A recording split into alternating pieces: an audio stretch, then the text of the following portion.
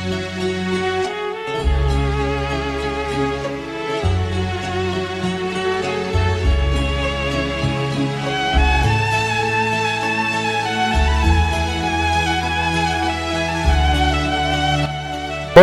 kemaluan tapi tanpa penghalang. Kalau pakai penghalang, umpamanya pakai sarung tangan yang tipis itu enggak batal. Kalau megangnya pakai penghalang, umpamanya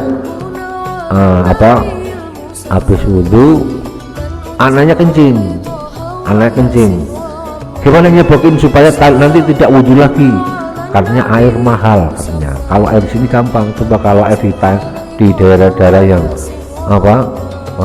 enggak ada air, sebelum mengunjungi nyebokin pakai sarung tangan, nanti tidak usah wudhu lagi. Telapak tangan ini, pokoknya tangan ini kan seperti ini, yang dimasuk telapak tangan itu bukan hanya sini saja, tapi masuk ma'abutunil asabi'i, berikut jari-jarinya yang bagian dalam yang belakang putih. Masuk apabila kita menyentuh kemaluan batal. Tapi kalau menyentuh kulit kemarin yang nomor berapa itu? Yang nomor 4, menyentuhnya semua aja. Tapi kalau untuk memegang kemaluan, nyentuhnya dengan telapak tangan bagian dalam. Kalau nyentuhnya pakai sikut, nggak jadi masalah ya. Nyentuhnya pakai tonjok, ini kan biarpun ini telapak tangan, tapi nyentuhnya dengan bagian luar. Wa kharaja bi batinil kafi dhahiruhu, dikecualikan nyentuhnya dengan telapak tangan tapi bagian luarnya, bukan yang hitam ini, ini tidak batal, tidak jadi masalah.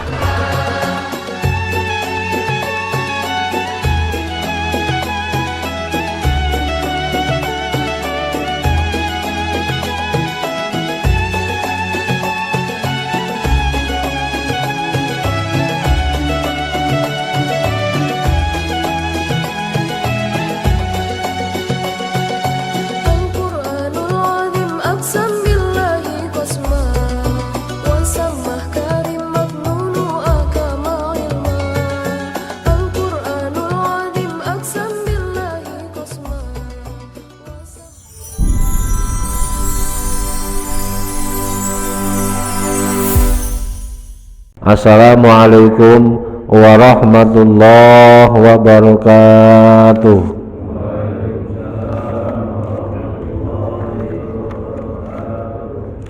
Bismillahirrahmanirrahim. Alhamdulillahi rabbil alamin, wa bihi nasta'inu ala umurid dunya waddin. Wassalatu wassalamu ala sayyidina wa maulana Muhammadin khatamil anbiya'i wal mursalin wa ala alihi wa sahbihi ajma'in. Qalu subhanaka la ilma lana illa ma 'allamtana innaka antal alimul hakim. Rabbi shrah li sadri wa yassir li amri wa halul 'uqdatam min lisani yafqahu qawli. Amma ba'd. Hadirin jamaah taklim Masjid Al-Ikhlas, Perumahan Gria Lebak Wangi 1, Sepatan Timur, Tangerang, Banten, yang senantiasa dimuliakan Allah Subhanahu wa ta'ala. Syukur alhamdulillah, mari kita panjatkan kepada Allah atas segala nikmat dan karunia-Nya. Alhamdulillah kita masih diberikan sehat walafiat, panjang umur, bisa hadir di masjid ini untuk melaksanakan kewajiban kita. Alhamdulillah kita bisa sholat subuh berjamaah dan dilanjutkan taklim pada kesempatan ini. Mudah-mudahan ini bagian wujud syukur kita kepada Allah dengan mengharap semoga Allah melimpahkan nikmat-nikmatnya yang lain kepada kita semua, amin ya rabbal alamin. Selawat salam semoga tercurahkan kepada baginda Nabi Agung Nabi Muhammad sallallahu alaihi wasallam dengan ucapan Allahumma sholli ala sayyidina Muhammad wa ala ali sayyidina Muhammad. Semoga kita kelak termasuk umatnya yang akan mendapatkan syafaatnya, amin ya rabbal alamin. Hadirin jamaah taklim sekalian, mari kita lanjut taklim di pagi ini dengan materi kajian kitab fikih, kitab Fathul Qorib. Kita lanjut bab hal-hal yang membatalkan wudu. Ini kayaknya sesi terakhir nih untuk bab wudu ya. Bismillahirrahmanirrahim. Qala al-muallifu rahimahullahu ta'ala wa nafa'ana bihi wa bi ulumihi wa bi barakatihi fid dharaini amin. Wal khamisu, yang kelima, wa huwa akhirun nawaqidi. Yang kelima ini berarti hal-hal yang membatalkan wudu yang terakhir. Masu farjil adami, nyentuh kemaluan anak Adam ya. Nyentuh kemaluan anak Adam. Bibatinil kafi, dengan telapak tangan bagian dalam. Berarti yang kelima, hal yang merusak wudu. Orang sudah punya wudu kemudian nyentuh kemaluannya. Berarti yang dimaksud farjul adami, kemaluan anak Adam. Kemaluan ini batasnya dari mana sampai mana? Kira-kira dari mana sampai mana Pak untuk kemaluan ini? Apa cuman ujungnya doang, kepalanya doang ya, yang kepala yang botak itu ya. Jadi untuk batas kemaluan anak Adam manusia, kepala berikut batangannya itu masuk kategori kemaluan. Berarti umpamanya yang disentuh, ini sentuh bukan hanya megang, nyentuh itu batal, apalagi megang. Berarti apalagi setelah wudu menyentuh, mulai dari kepalanya sampai batangnya berarti batal. Kemudian kemaluan siapa yang sentuh? An min nafsi, punya sendiri ya. Punya sendiri dipegang habis wudu, dipegang ya. Dilus kali gitu ya. diraba gitu. Wa ghairi, dan punya orang lain ya, punya orang lain disentuh. Kalau umpamanya habis wudu dia nyentuh kemaluan orang lain, batal. Tapi orang yang itu aman, tidak batal. Jadi yang batal itu yang menyentuh, yang disentuh, yang dipegang tidak batal. Dzakaron au unsa, itu kemaluannya punya orang laki atau perempuan. Umpamanya laki megang laki temannya, atau umpamanya perempuan juga itu sebaliknya. Saghiran au kabiron, baik punya anak kecil maupun orang dewasa, termasuk bayi. Ada orang mengatakan kalau megang kemaluannya bayi enggak apa-apa, enggak batal. Menurut Imam Syafi'i batal. Tapi kalau Imam Hanafi, menurut ulama Hanafi dan pengikutnya, setelah wudu memegang kemaluannya tidak batal. karena dianggap apa, kemaluan itu bagian daripada seperti bagian daripada tubuh yang lain, seperti apa, tangan atau apa organ tubuh yang lain, hidung, kuping, kaki. Kenapa bisa batal? Makanya tidak batal menurut Imam Hanafi, tapi menurut Imam Syafi'i dan ulama-ulama yang mengikuti madhab Syafi'iyah, mereka mengatakan batal. Makanya untuk kitab-kitab yang dikaji untuk alangan orang ahlus sunnah wal jamaah, banyakkan yaitu kitab-kitabnya orang yang madhabnya pengikut madhab Syafi'i mutlak. Umat Imam Syafi'i baik yang dipegang itu ujungnya maupun batangnya mutlak, punya sendiri maupun orang lain, anak kecil termasuk baby, nah, ini juga termasuk batal. Tapi seperti kemarin ya, seperti kemarin sentuhan kulit laki-laki dan perempuan batal. Ini juga begitu, memegang kemaluan tapi tanpa penghalang. Kalau pakai penghalang, umpamanya pakai sarung tangan yang tipis itu enggak batal. Kalau megangnya pakai penghalang, umpamanya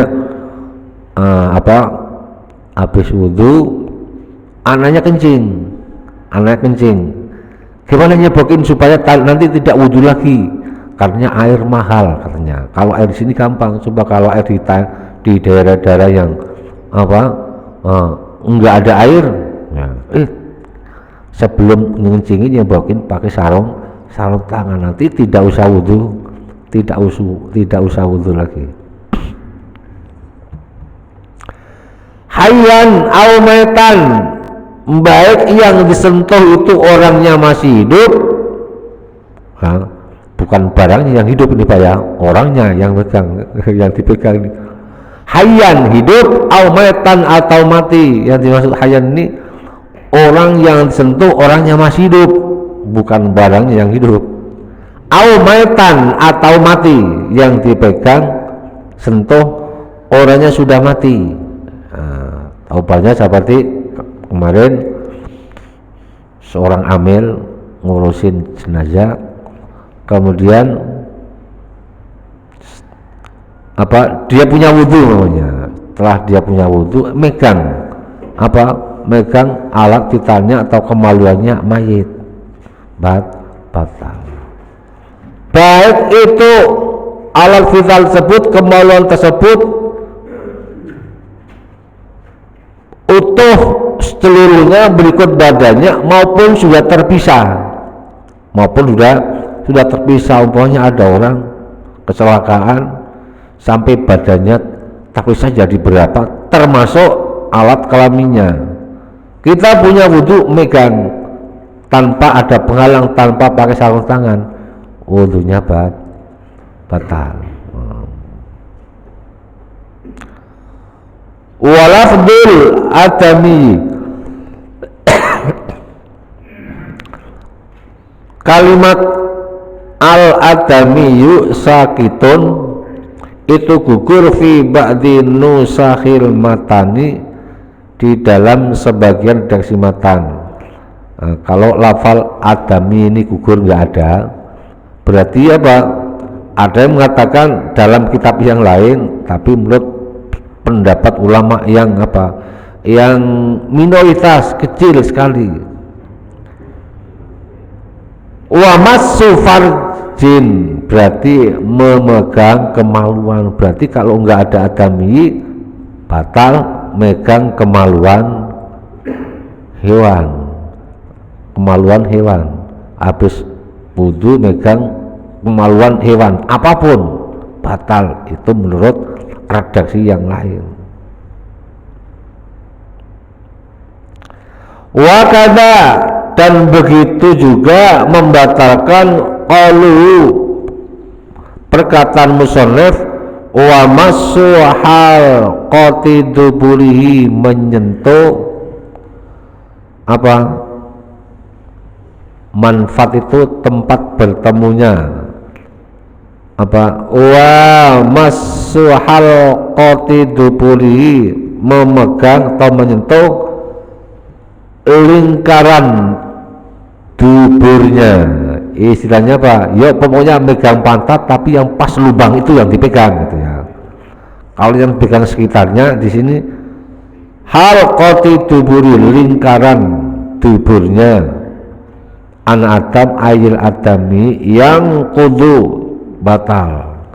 Memegang berarti apa? Memegang kemaluan baik depan maupun belakang berarti batal. Megangnya tanpa pakai sarung tangan atau tanpa penghalang.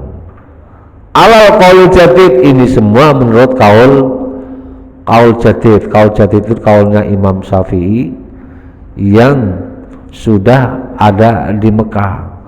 Kalau kaul qadim wa alal qadimi la yungkidu masul halqati, kalau menurut kaul qadim itu menyentuh pantat lubang yang belakang itu tidak batal menurut kaul qadim. Kaul qadim itu kaulnya Imam Syafi'i ketika masih ada di Basra, Mesir.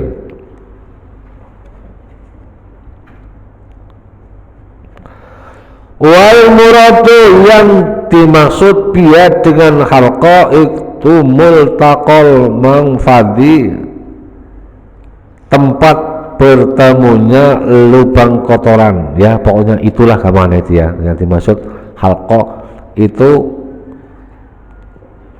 lubang tempat keluarnya kotoran ya, bundaran itu ya, bukan bundaran HI, bundaran manusia yang paling yang tengah itu batal. Wa bi batinil kafir ar-rahati ma'abutunil asobi, yang dimaksud telapak kanan yang dalam. Nah, yang dimaksud ini kan telapak kanan yang dalam.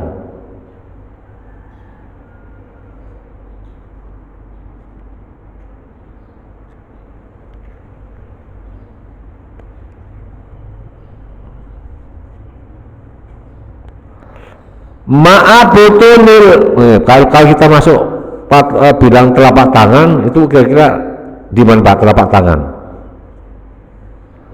Telapak tangan ini pokoknya tangan ini kan seperti ini. Yang dimaksud telapak tangan itu bukan hanya sini saja, tapi masuk ma'abutunil asabi'i, berikut jari-jarinya yang bagian dalam yang kelihatan putih. Dimaksud apa? Apabila kita menyentuh kemaluan batal. Tapi kalau menyentuh kulit kemarin yang nomor berapa itu? Yang nomor 4, menyentuhnya semua aja ya. Tapi kalau untuk memegang kemaluan, nyentuhnya dengan telapak tangan bagian dalam. Kalau nyentuhnya pakai sikut, nah nggak jadi masalah ya. Nyentuhnya pakai tonjok, ini kan walaupun ini telapak tangan, tapi nyentuhnya dengan bagian luar. Wa kharaja bi batinil kafi dhahiruhu, dikecualikan nyentuhnya dengan telapak tangan tapi bagian luarnya, bagian yang hitam ini, bagian yang hitam. Nah, ini tidak batal, tidak jadi masalah. Termasuk wa harfuhu, pinggirnya tapi yang kelihatan hitam juga. Nah, yang kelihatan putih masuk kategori dalam. Yang kelihatan ini kalau pinggirnya itu kan, nah ya Pak ya, ada yang kelihatan hitam, ada yang kelihatan putih. Kalau yang masih hitam ini masuk kategori luar, biarpun dia di pinggir. Kecuali kalau yang di pinggir hitam disentuhin, tapi nyentuhnya apa? Ma'atahamuli, dengan ditekan, itu berarti masuk kategori butun, karena nanti akan menempel bagian yang dalam.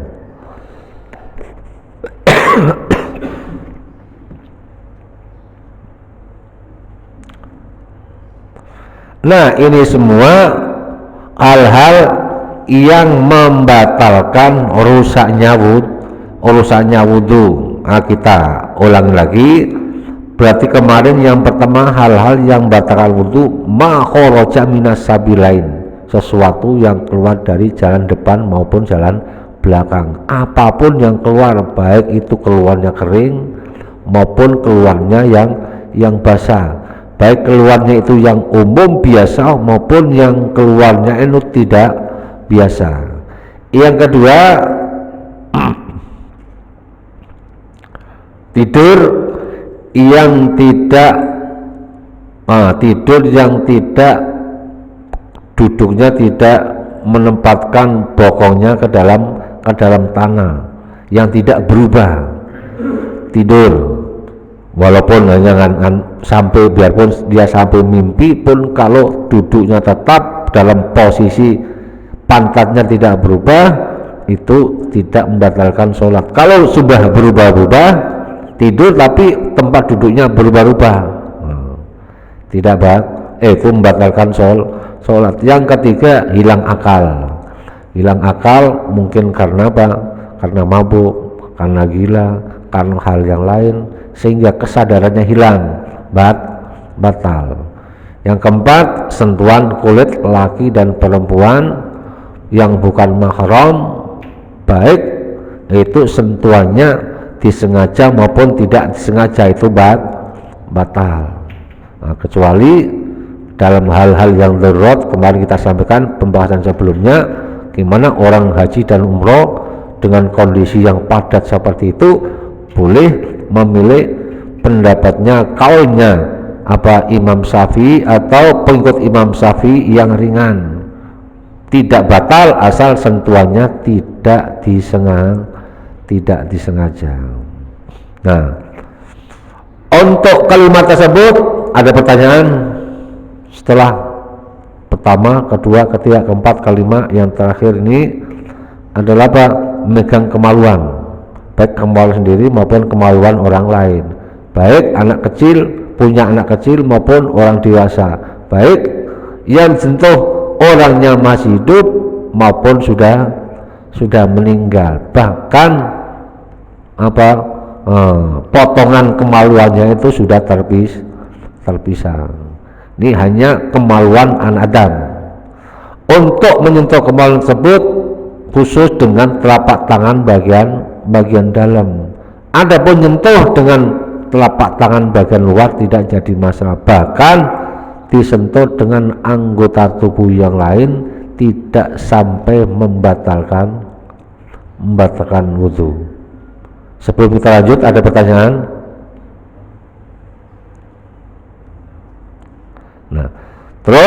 Kalau ada pertanyaan kita lanjut. Bagaimana kalau umpamanya setelah wudhu, berarti orang kalau mengerjakan sholat ini yang terbiasa harus wudhu dulu, manakala dia belum batal, sholat berapa kali pun terus diperbolehkan.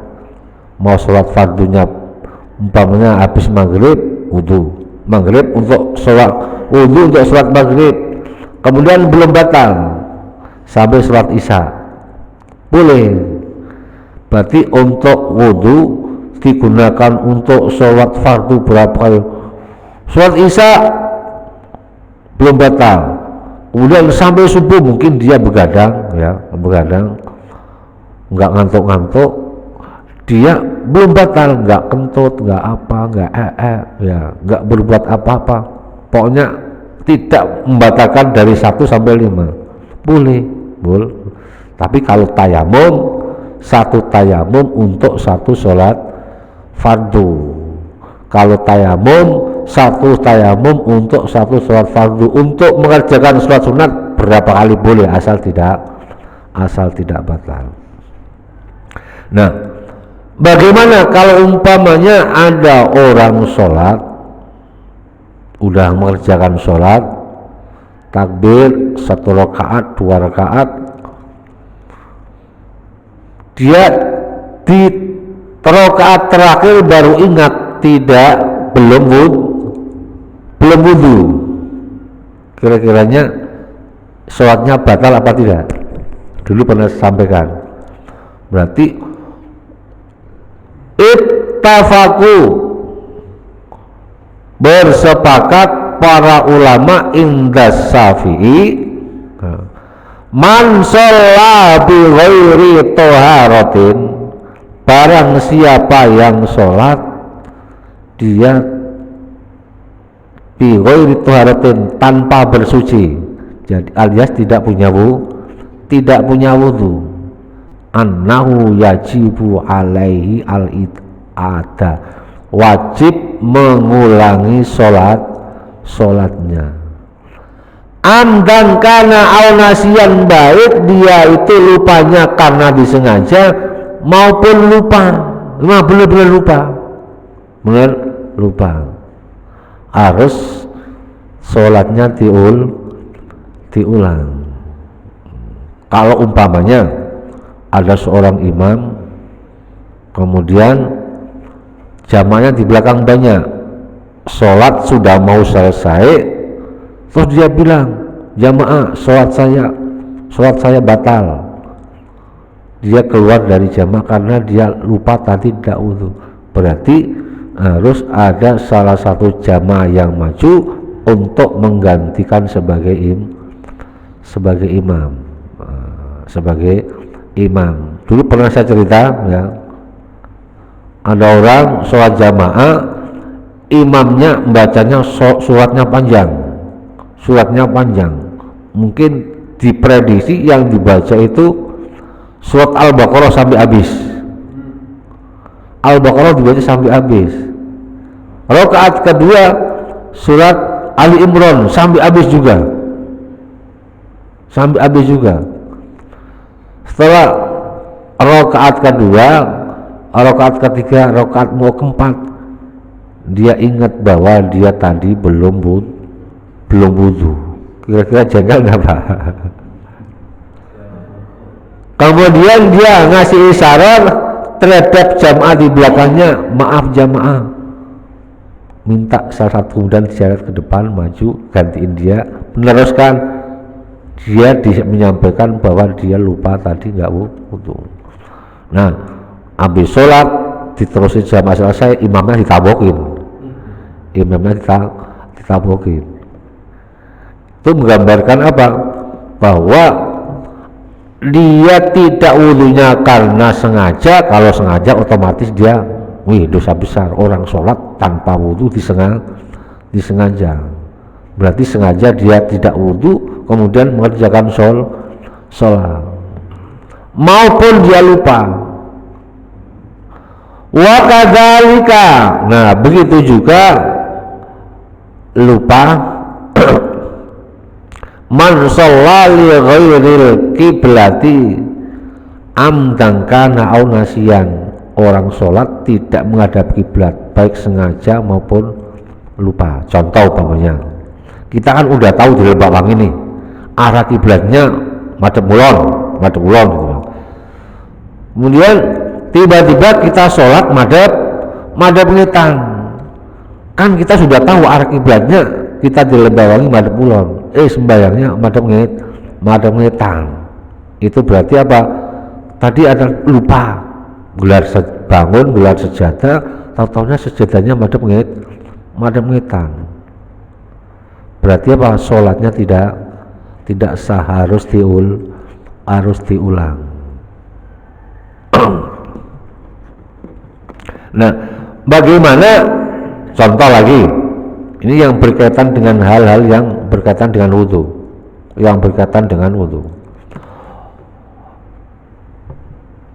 Nah, yang berkaitan dengan ini juga belum, ini kita lagi. Wa kadzalika man sholali ghairil kiblati, begitu juga orang sholat tidak menghadap kiblat baik dia sengaja maupun lupa, berarti sholatnya harus diulang. Kecuali kalau dia sudah ijtihad, umpamanya di tengah hutan, kita nggak tahu arah, dia ijtihad, dia yakin kalau menghadap kiblat ini arahnya sini, setelah sholat selesai tadi dia udah mencari tahu, berarti ijtihad baik dalam keyakinannya maupun bertanya kepada orang yang sekelilingnya, Pak, arah kiblat mana? Oh ini. Kemudian dia mengerjakan sholat. Setelah mengerjakan sholat selesai, setelah sholat kemudian ngerokok, makan, ngobrol-ngobrol, ada yang bilang kemudian, atau ada yang mengerjakan sholatnya tahunya menghadap ke arah yang lain, ke arah yang lain. Gimana sholat yang tadi, sah apa tidak? Sah nggak tidak kira-kira? Sholatnya tetap sah karena masuk kategori al-ijtihadu la yubra'u bil ijtihad. Ijtihad itu tidak bisa gugur dengan ijtihad. Yang pertama tadi lewat ijtihad, usaha. Kemudian ijtihad kedua, oh yang ternyata arah kiblat ini arahnya ke sini. Itu berarti apa? Biarpun seperti itu, yang benar ini. Biarpun seperti itu, tetap sholatnya sah.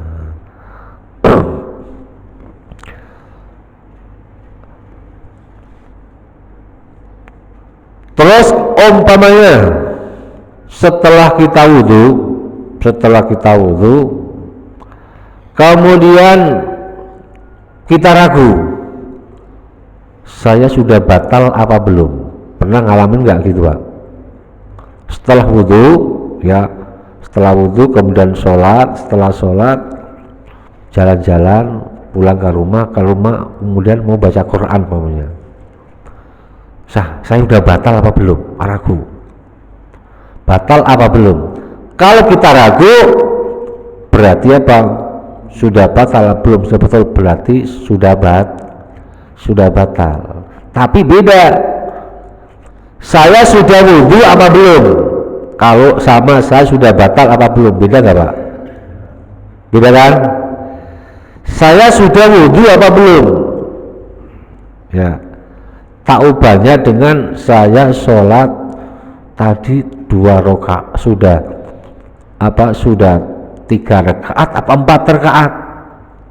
Sudah 4 rakaat atau 3 rakaat? Berarti kalau untuk rakaat diambil yang lebih kecil. Kalau kita sholat sendiri, kalau sholat jamaah imam salah, ada yang ingetin subhanallah. Itulah untungnya sholat jamaah, imam salah ada yang ngingetin ya. Kalau imam salah diingetin nggak mau, berarti apa? Ini ngajak berantem. Ngajak berantem. Kembali lagi, kalau kita tadi sudah wudhu apa belum? Berarti kita ambil kesimpulan masuk kaidah al aslu al adamu. Aslinya itu berarti sesuatu itu tidak ada, berarti walhasil belum wudhu. Kalau tadi sudah wudhu yakin, tapi sudah batal apa belum? Ragu. Berarti kita yakin sudah batal. Kalau masalah tadi saya sudah wudhu apa belum? Berarti belum wudhu. Itu masuk kategori termasuk apa? Kaidah al aslu bara'atud dhimmah, yang hukum asal semula itu orang tidak punya tanggungan. Contoh namanya Pak Azizan punya hutang sama Pak Eko, bagaimana? Punya hutang sama Pak Eko ya, karena kemarin ngambil kue berapa bal, ngambil kue banyak gitu umpamanya. Saya hutang sama Pak Eko apa enggak ya? Berarti kalau ada keraguan seperti itu, saya punya hutang sama Pak Eko enggak? Berarti enggak punya hutang. Berarti Pak Azizan enggak punya hutang sama Pak Eko. Ya. Kemudian Pak Eko, Pak Azizan punya hutang sama saya. Kata Pak Ian, saya nggak punya hutang. Saya nggak punya hutang. Itu yang dibenarkan siapa? Pak Ian nggak punya hutang, kecuali Pak Eko punya bukti. Buktinya ini ada catatannya, belum dicoret. Nah, belum dicoret. Kemudian saksi juga, ya kemarin yang tahu ini saksinya siapa ini, istri saya. Pak Izan ngambil makanan segini belum dibayar, ngambilnya tanggal sekian. Itu kalau ada bukti berarti Pak Eko menang, Pak Izan kalah. Kalau Pak Eko nggak ada bukti, Pak Izan pengakuannya tidak punya hutang, berarti yaitu wal bayyinatu alal mudda'i wal yaminu ala man angkaro. Yang menuduh nggak ada bukti, nggak ada saksi, yang dituduh memang tidak mengaku tidak bersalah, tidak hutang, dia harus bersumpah. Setelah dia bersumpah, baru dinyatakan yang dituduh menang. Berarti kembali lagi al aslu bara'atud dima. Yang asli, hukum yang asli, dia tidak punya tanggungan. Taubatnya seperti tadi, dia wudu apa belum? Berarti belum wudu. Sudah batal apa belum? Berarti belum batal. Taubatnya seperti kita sholat asar umpamanya, sholat asar berapa rakaat? 4 rakaat. Baru 3 rakaat salam. Baru 3 rakaat salam. Pernah terjadi nggak Pak? Sering, pernah. Itulah kembali lagi untungnya sholat jamaah. Kalau sholat jamaah, imam sholat 3 rakaat mau salam, subhanallah, tingkatkan jamaah yang lain. Umpamanya baru 3 rakaat sholat asar atau sholat duhur 3 rakaat, imam salam, karena dia yakin itu hanya imam sudah 4 rakaat. Jamaah nggak ada yang mengingatkan subhanallah, nggak ada. Assalamualaikum warahmatullah. Gimana, pernah terjadi nggak Pak? 3 rakaat sholat duhur atau sholat asar, imam salam, jamaah nggak ada yang mengingatkan bahwa itu sholatnya kurang 1 rakaat, nggak ada yang baca tasbih subhanallah, nggak ada. Kemudian setelah salam bahkan sudah wiridan astagfirullahaladzim. Jamaah yang lain, kayaknya tadi sholat baru 3 rakaat deh Pak. Kayaknya tadi sholat baru 3 rakaat deh Pak. Pernah ngalamin nggak Pak kira-kira? Kalau terjadi seperti itu, bagaimana menurut Imam Al-Buwaiti? Selama itu durasinya masih pendek, langsung bangunnya di kategori jamaah, Pak kayaknya sholatnya baru 3 rakaat, itu berarti kan ngomong dengan pakai bahasa, bukan bahasa Arab. Kalau durasinya belum lama itu ukurannya bukan sekedar baca subhanallah, tapi menurut Imam Al-Buwaiti ukuran durasi masih sedikit, itu ukuran orang sholat 1 rakaat.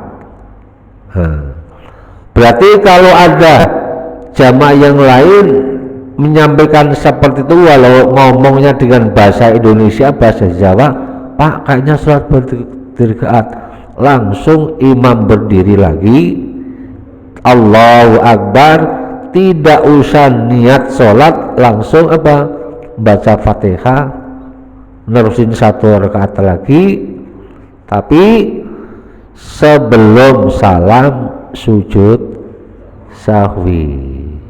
Mau dipraktekin Pak? Nanti dipraktekin kalau sholatnya lupa seperti itu Pak ya. Jadi kembali lagi, kalau lupa seperti itu, imam berdiri lagi, takbir Allahu Akbar, tidak usah niat sholat lagi, niatnya ya meneruskan kekurangannya sholat 1 rakaat lagi kurang. Salam, sebelum salam sujud sahwi. Tapi kalau ingatnya sudah lama, ya sudah kemana-mana, seperti tadi umpamanya sudah 1 jam. Kalau ukurannya lewat sholat 1 rakaat, ukurannya waktunya, berarti harus sholatnya diulang sempurna, harus diulang sempurna. Ini selalu apa?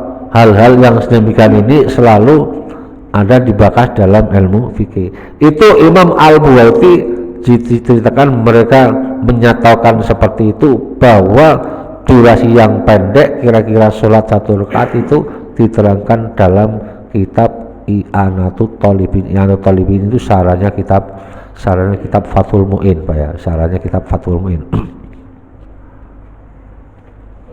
Ya.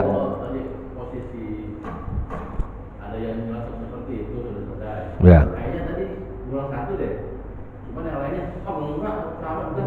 Ya. Ya. Biarpun jadi ribut. Berarti apa?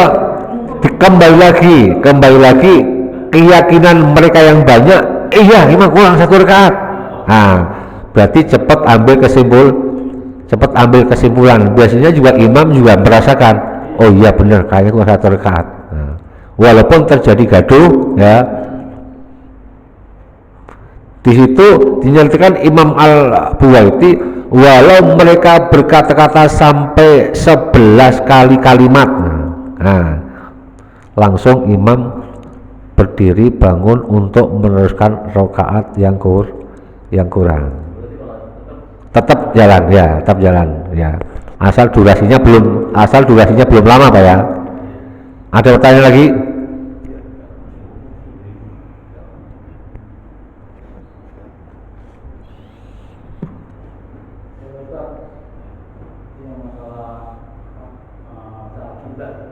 Ya.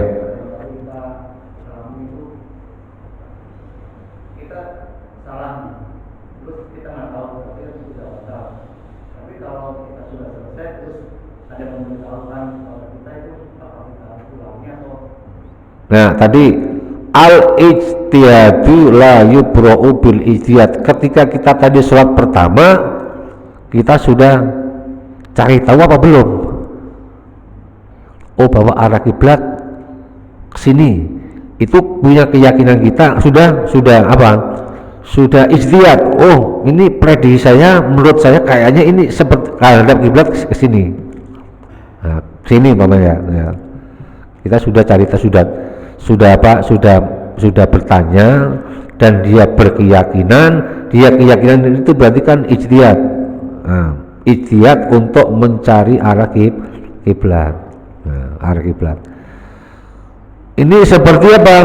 Seperti kalau kita nginap di hotel, nginap di hotel ya. Nginap di hotel, di kamar, pasti ada arah kiblat. Nah, setelah arah kiblat kita sholat, itu berarti kan kita sudah mencari tahu ijtihad arah kiblat sini. Setelah kita sholat udah makan, rokok, yang lain, tiba-tiba cleaning service-nya masuk, atau apa? Cleaning service-nya masuk. Nah, setelah masuk bersih-bersih kamar, ternyata itu arah kiblat salah. Arah kiblat itu arahnya bukan ke situ. Oh, ini kemarin arah ini belum ini plafon yang ada tanda panah arah kiblat dari kamar di sini dipindah ke sini, belum dipindah. Atomnya arahnya berbeda. Nah, gimana sholat kita? Karena tadi kita sudah ijtihad, berarti sholat tadi yang sudah kita kerjakan dimakfu, tidak usah diulang lagi. Nanti sholat berikutnya harus mengikuti ijtihad berikutnya. Masuk, Pak ya? Cukup, Pak?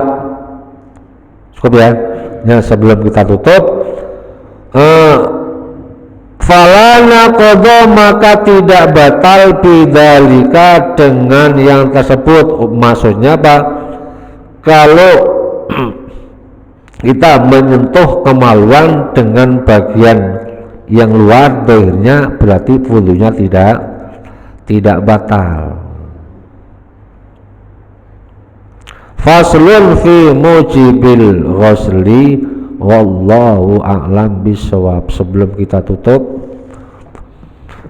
alhamdulillah Masjid Al-Ikhlas telah menerima infak dari Bapak Jito sebesar 5 juta rupiah, dan pahalanya dan pahalanya dihadiahkan kepada almarhum Bapak Haji Marsawiyah bin Haji Muhammad Ali. Semoga almarhum senantiasa diberikan maghfirah oleh Allah dan mendapatkan tempat radhatun min riyadil jannah, dan Bapak Alujito senantiasa diganti oleh Allah dengan rezeki yang berkah dan berlipat ganda. Amin ya rabbal alamin. Bisirril Fatihah.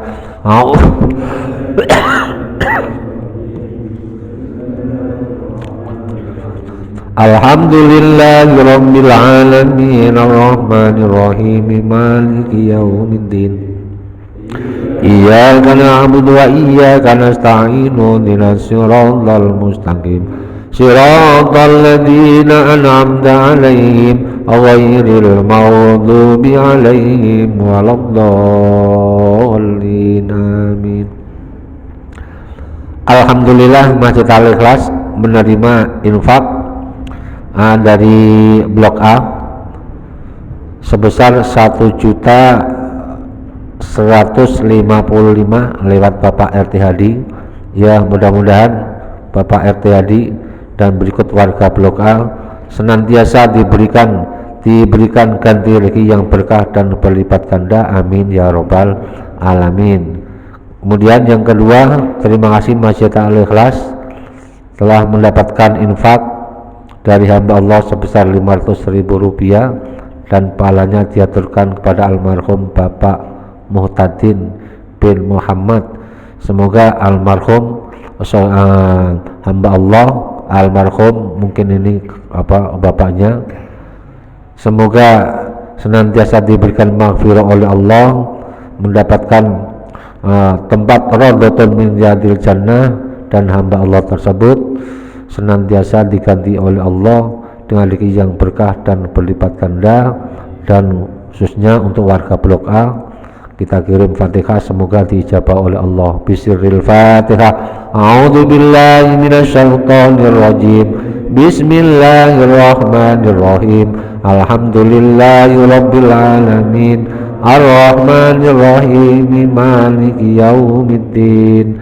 Iyyaka na'budu wa iyyaka nasta'in. Ihdinas siratal mustaqim, siratal ladzina an'amta 'alaihim ghairil maghdubi 'alaihim waladdallin. Amin. Fatihah yang ketiga, kita doakan untuk jamaah yang telah menyisihkan sebagian rezekinya untuk acara subuh berkah ini. Semoga diganti Allah dengan rezeki yang berkah dan berlipat ganda. Amin. Bisirril Fatihah. A'udzu billahi minasyaitonir rajim. Bismillahirrahmanirrahim. Alhamdulillahirabbil alamin, arrahmanir rahim, maliki yaumiddin. Iyyaka na'budu wa iyyaka nasta'in, ihdinas siratal mustaqim, siratal ladzina an'amta 'alaihim ghairil maghdubi 'alaihim waladdallin. Amin. Allahumma shalli wa sallim ala sayyidina Muhammad wa ala ali sayyidina Muhammad. Ya Fattahu ya Alim, iftah lana fathan qariba wa alimna ilman nafi'a. Allahumma alimna ma lam tana, alimna ma la lam tana, alimna ma yanfa'una, alimna ma la yanfa'una, innaka ta'lamu wa la na'lamu wa anta 'alamul ghuyub. Allahumma inna na'udzubika min ilmin la yanfa', wa min qalbin la yakhsha, wa min nafsin la tasbah, wa min tu'an la yustajaba, min syarri dhalikal albab bi rahmatika ya arhamar rahimin.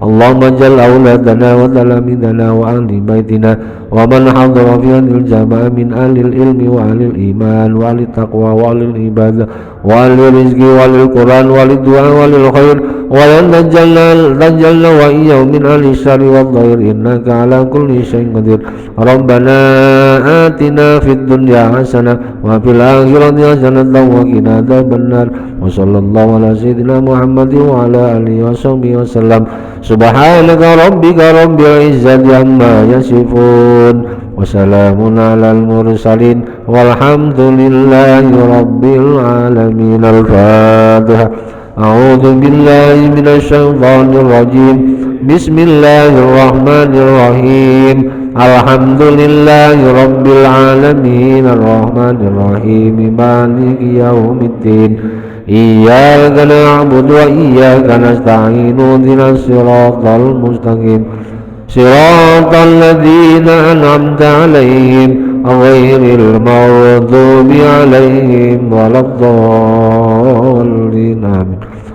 Kurang lebihnya mohon maaf, billahi taufiq wal hidayah. Wassalamualaikum warahmatullahi wabarakatuh.